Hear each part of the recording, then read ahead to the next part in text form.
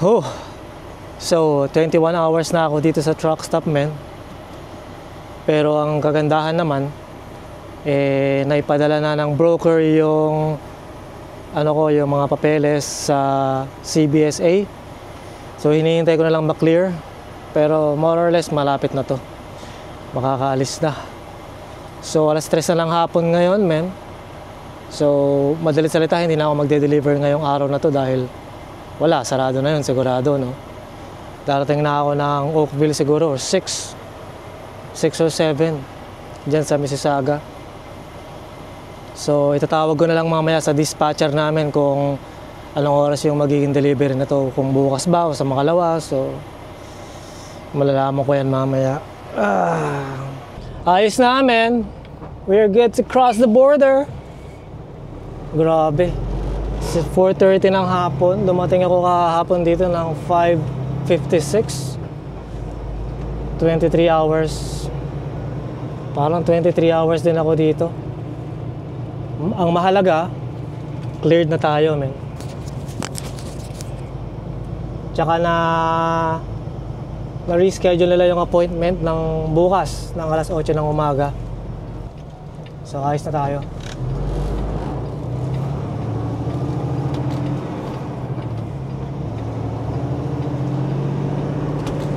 So pagdating ko dyan sa may pagdating ko dyan sa Oakville, uwi muna ako ng bahay. Siyempre, no? Ilang araw na ako dito, men.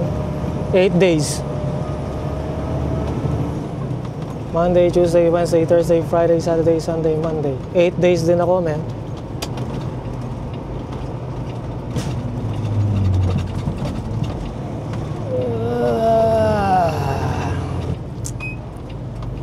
Let's get it on.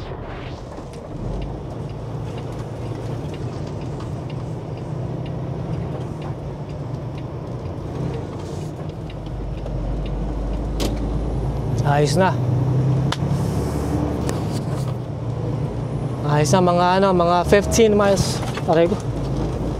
Mga 15 miles nandun na ako sa border. Mga 25 to 30 kilometers.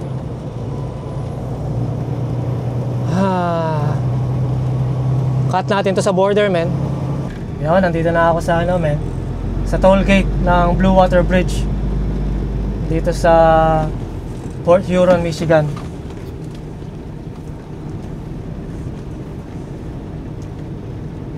Ayos naman yung tulay, nakikita ko na walang pila. Dito lang sa toll gate yung pila.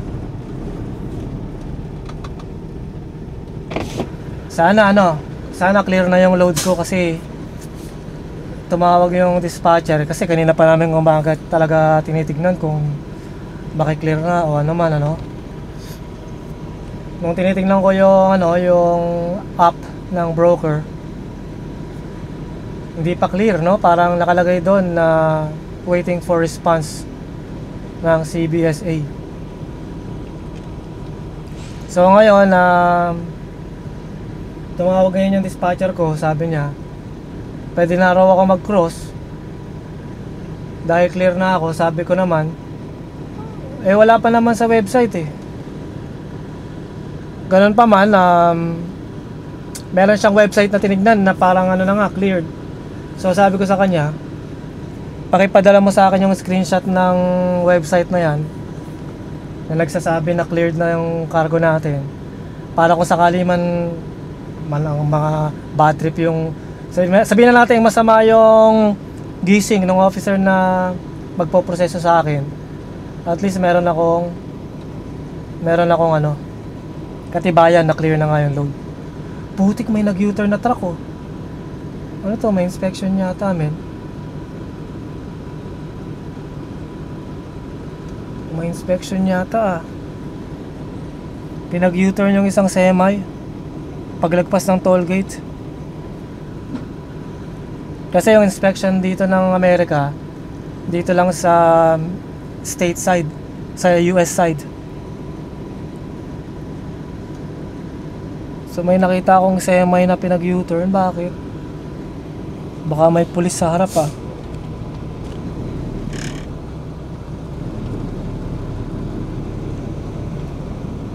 Kaya pala naka 4 ways siya. Baka siya nag-U-turn. Interesting. Wala. Aray ko.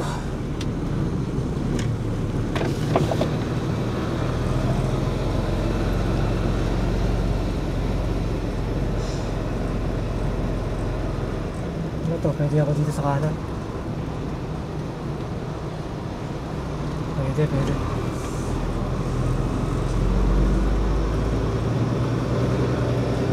Wala naman palang inspection. Bakit nag-U-turn yung isang seman?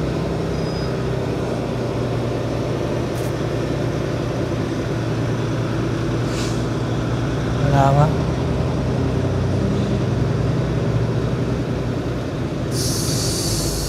Toll gate.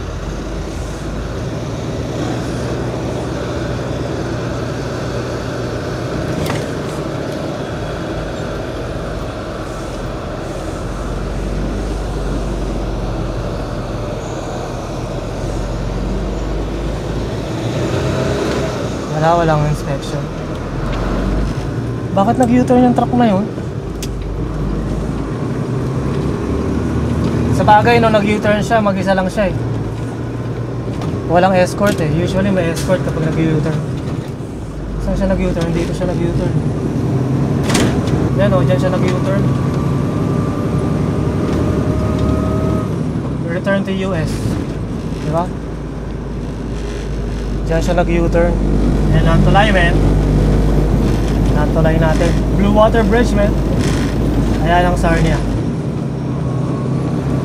Merong casino dyan. Haba ng papuntang Amerika, oh. Haba ng pila.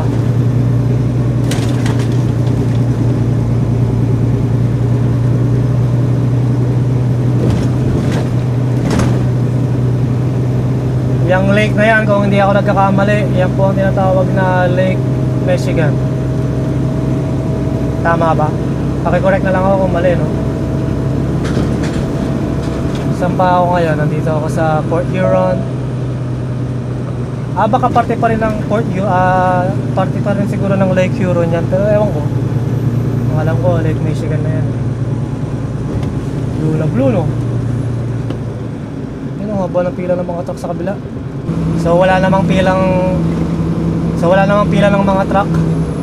Pero ba't wala nagpo-proseso? Nakasarado pa. Wala pang truck sa booth. Nagpalitan.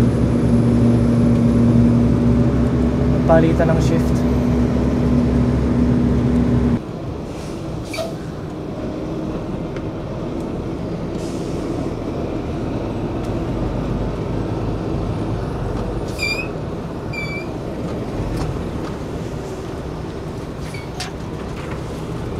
Merong bukas dito, ayaw na pumunta.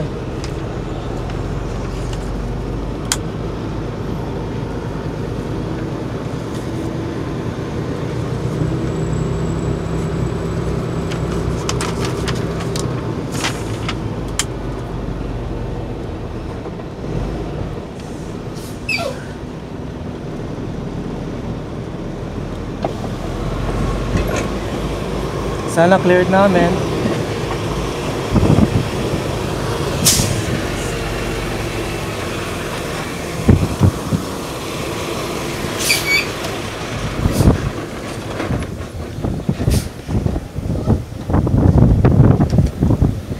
Good afternoon, officer. How long in the U.S.?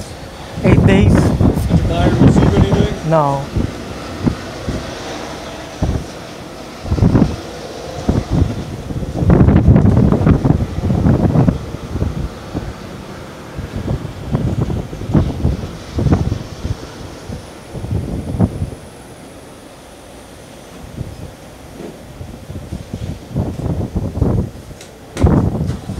Okay. Thanks, officer. Have a good night.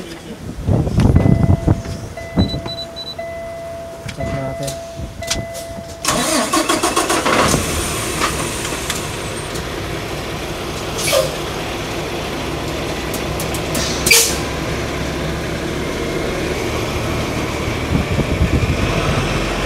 kapag sinasoli ng officer yung ating passport, kailangan i-check kung sa'yo yun. Mamaya pinalitan niya eh. Yari ka dun.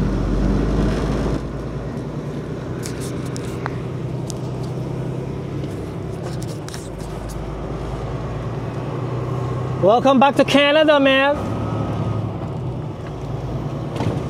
Bienvenue to Canada. Ay, makauwi na rin sa wakas, man. Anong oras na ba? 5? So mga, sabi mo ng 3 oras. Nasa Oakville na ako, so 8. Nasa yard ako ng 8, makaalis ako doon ng yard ng 8:15 or 8:30. Nasa bahay ako ng 9:50. Grabe, ang haba ng pila papuntang Amerika, oh. Pakita ko sa inyo.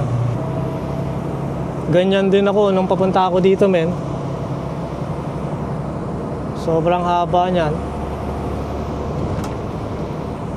Oh.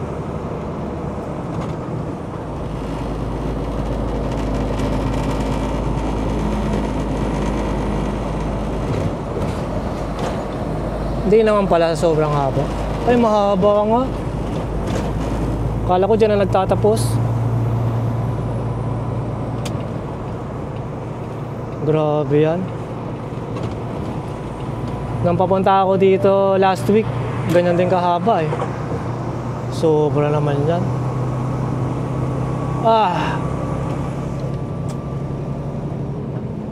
Meron ding 2 kilometro yan.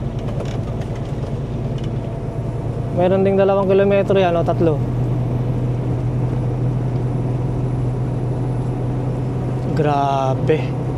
Lunes kasi.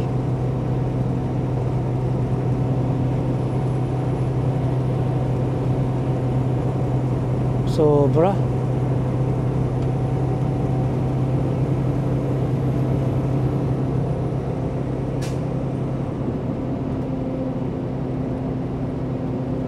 Oh, exit 3 na to. So 3 kilometers. Actually, hanggang border yung 3 kilometers. So 2 na. Grabe. Kita nyo yan? Sobrang haba. Exit 3. Lagpas pa ng exit 3 yan.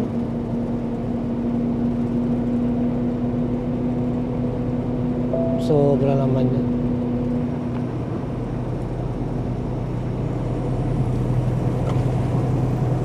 Ay. Lunes kasi, men.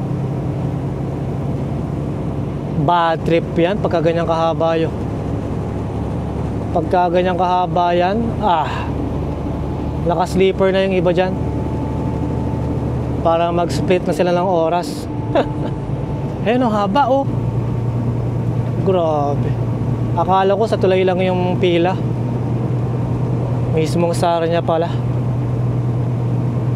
Nakahinto yung mga gulong nila, so talagang hindi umaandar yung traffic.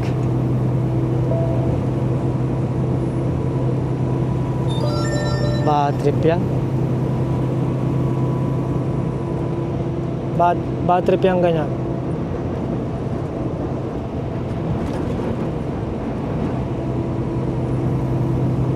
Saan matatapos to? Exit 6. Ay, huwag mong sabihin sa akin hanggang 401 yan, men. Kasi itong highway na to, ang tawag dito ay 402. Yung 401 eh, mga 100 kilometro pa yun. Pangit na trip niyan. Sobra.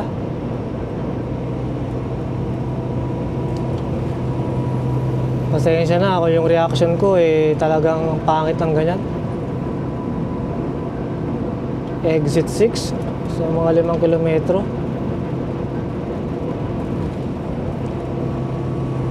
Grabe.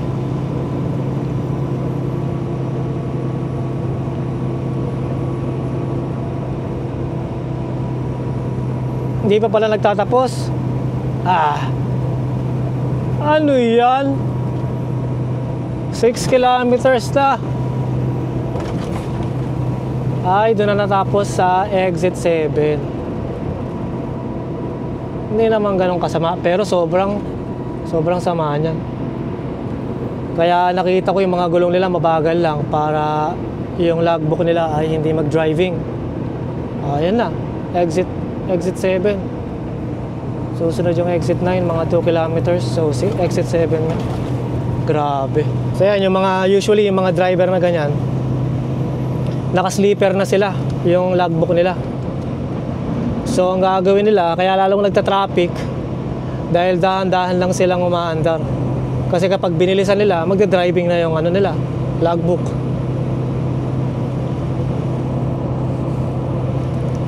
Pero ganun pa man, laging swabe naman ang ating pagtawid. Kahit nasa website sabi hindi pa ako cleared, pero sabi ng dispatcher clear na. So ayos na, makakauwi na ako, men. Makita na ang pamilya. Ayos na. Sabay bukas ang delivery ng alas 8 ng umaga. So makakauwi ako mga alas 9 o 9:30. Tapos alis ako ng bahay ng mga 5:30 ng umaga. So nasa bahay din ako ng mga 8 hours and a half. Pagkatapos mag-deliver, uwi na dahil wala pang biyahe, wala pang sinasabing dispatch, no? So makapagpahinga tayo sa bahay ngayon, men. Yung detention ko sa border na yon, no? 23 hours yata yon, tama ba? Almost 23 hours. So 22 hours and a half yung detention. So, kasi mula 5:56 ng hapon hanggang 4:32 ng hapon. So mga 22 hours and 40 minutes yung detention. Babayaran naman ako ng ano nun, ng company. Anyway, may natapusin ko na tong video na to and drive muna ako. Ingat, man. Peace.